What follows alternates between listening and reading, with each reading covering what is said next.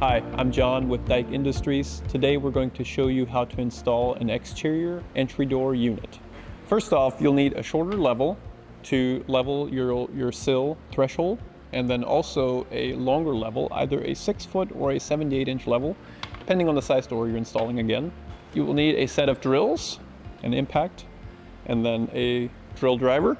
You will need flex tape for taping your threshold, and also a caulk gun with a caulk that is exterior rated to put underneath the sill threshold. You will need a bundle of shims.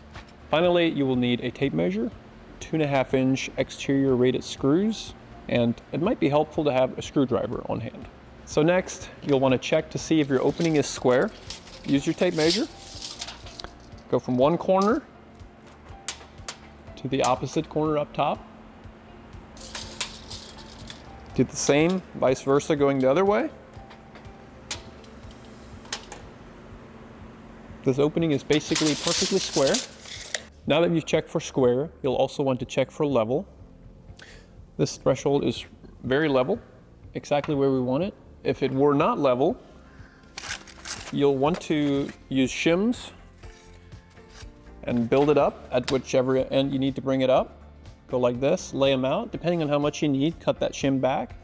And then when you install your tape later, your tape goes over this shim, or the shims that you put here, all the way over. Next, check the jambs, or the sides for level with the long level. Make sure that they're relatively close. Most times in real life, it will not be perfect. Also, you'll want to make sure that the wall is level in and out. Place your level on the outside here. It needs to be relatively close. If it's, too far off in a remodel instance, you'll want to remedy that by cheating the door in or out at top or bottom, depending on which way it's out. If your door is too far out of level, it will swing on itself when it's opened, which is very, very unhandy. So next, you'll be ready for your sill tape, or flex wrap as it's called.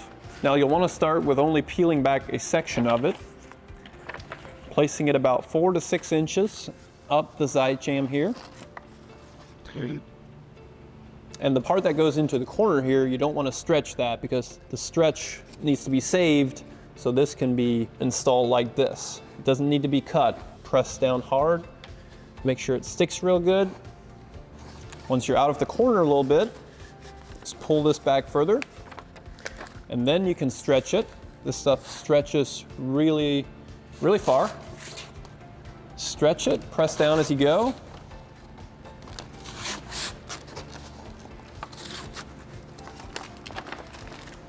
So you get over to this corner. Yeah. Same application as the other corner. Don't stretch it into the corner. Leave everything there. And then the stretch factor will take place as you mold out this corner here.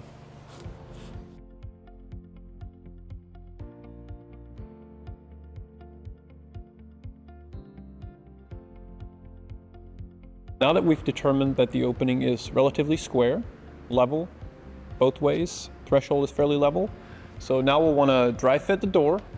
So grab the door. If it's got a tab on it to hold it shut, take that off first. Place the door into the opening, setting the sill down first, and then tilting it in at the top.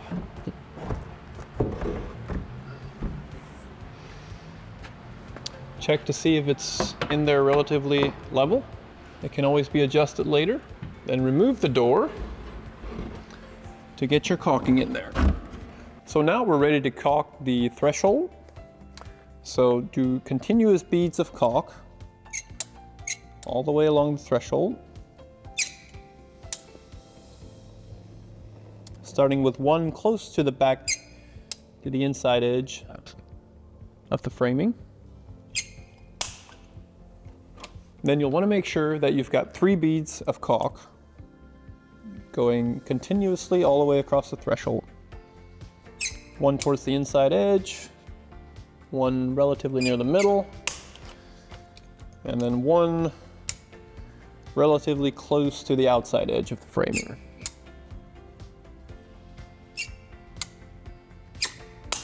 and they need to go from all the way in this corner to all the way in this corner. Do not leave a gap anywhere at the corners, because that can be a place where water can get in ultimately. Also, you're going to want to caulk the entire perimeter of the opening, staying 1/2 inch to 3/4 of an inch back from the edge of the framing on the subframing.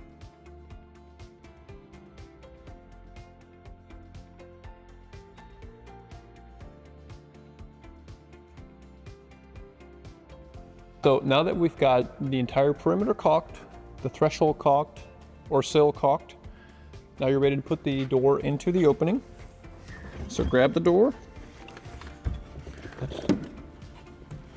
set it in, threshold first, push it all the way back against the framing, fold in the top, push it back against the framing, make sure you're well seated in that bead of caulk. Then open your door, grab your short level. I've got a 32-inch level here that I use, and just double check your threshold. Make sure it's exactly where it needs to be. Very good. So then you're ready to move to the interior, and an easy way to do it is simply wedge shims at the top corners and at the bottom corners to get yourself perfectly level where you want to be. And then you can actually start putting your shims behind the hinges and screwing it as you go. So later, once you've completely finished installing the door, you'll want to pull all these shims that you've got at the corners. You don't want those at the corners. You want them behind the hinges, and on the strike side, you want them up 6-8 inches from the bottom, vice versa from the top. So now that you've got shims in all the corners and your unit is secured level every which way, and your shims always need to be directly behind the hinges. That is very, very important. Once you've got a shim behind that, hold back your weather stripping a little bit, pull it back, and you'll always want to pre-drill.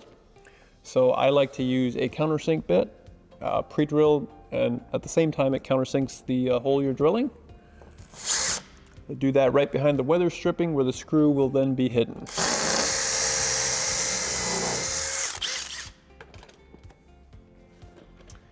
Again, using 2.5 inch exterior rated screws.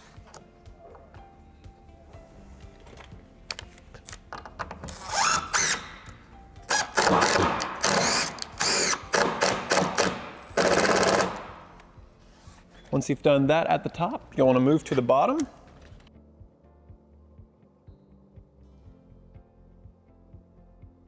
So now that you've secured your hinge side of the door at all hinge locations, very important, now you want to check and make sure that your margin all the way around the door, the space between the door slab and the jamb, is relatively the same all the way around. Check it on the strike side as well. Check it along the top, make sure it's nice and even. We already know that the threshold was completely level. Side jambs are level, so we're good there. Then the next thing you want to check is you want to close the door and see if it lines up with the jamb going this way. In other words, the door slab needs to hit the weather stripping evenly all the way along. Very, very important. So now that we've got the hinge side secured and we've determined that the door slab is evenly hitting the weather stripping from top to bottom, all the way around. So now we're ready to secure the strike side. So again, you'll want to pre-drill using a 1/8 inch with a countersink bit. Placing your shim 6 to 8 inches from the top down. Pre-drill that. 6 to 8 inches from the bottom up. And then one location in the middle, close to the deadbolt.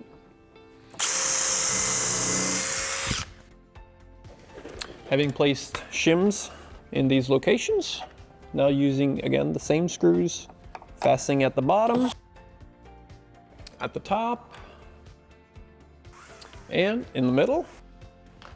Once you've secured all 3 points, if you need additional shims, you can always do that, shimming in between these points or adding one above or below the deadbolt for extra security. Once you've installed the screws, just use your level again, Check the jamb. Make sure it's level and straight all the way through. That's perfect. Okay, so now that we've installed the door, we've secured it hinge side, strike side. Our margins are good all the way around. They're nicely spaced all the way around, 1/8 of an inch normally. So now you'll want to install these 2.5 inch security screws in the top hinge. 2 of them.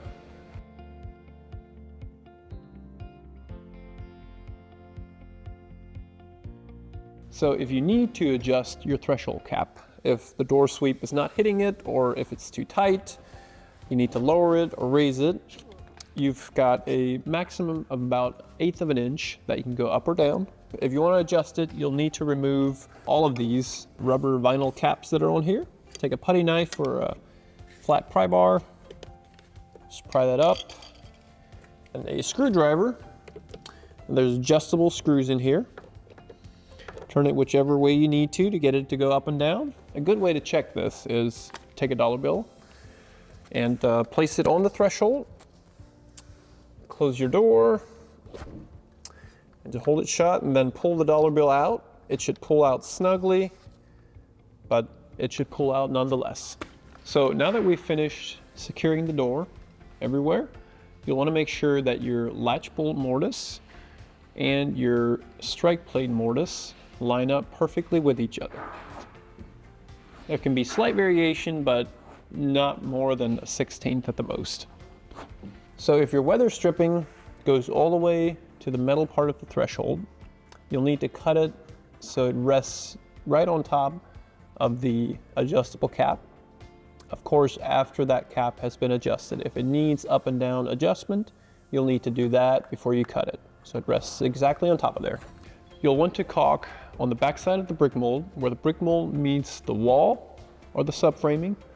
Caulk that entire seam all the way around. Also, the seam in here where the brick mold meets the door jamb needs to be caulked as well. All the way around the perimeter there.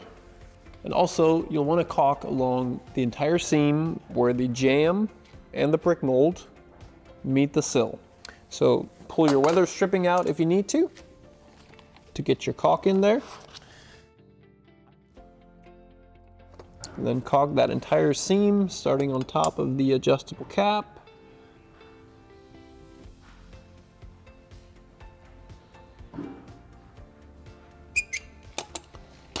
And then tuck your weather stripping back in there. And finally, the last thing you want to do is install your corner seal pads at the bottom of the jamb. And the thicker part of the wedge needs to go in behind the weather stripping. Pull your weather stripping out, and this pad needs to sit on top of the adjustable cap. Thanks again for joining us. My name is John with Dyke Industries, and that is how you install an exterior entry door unit. For additional resources and planning tools, be sure to check out the Dyke Edge Door Configurator at dykedoors.com.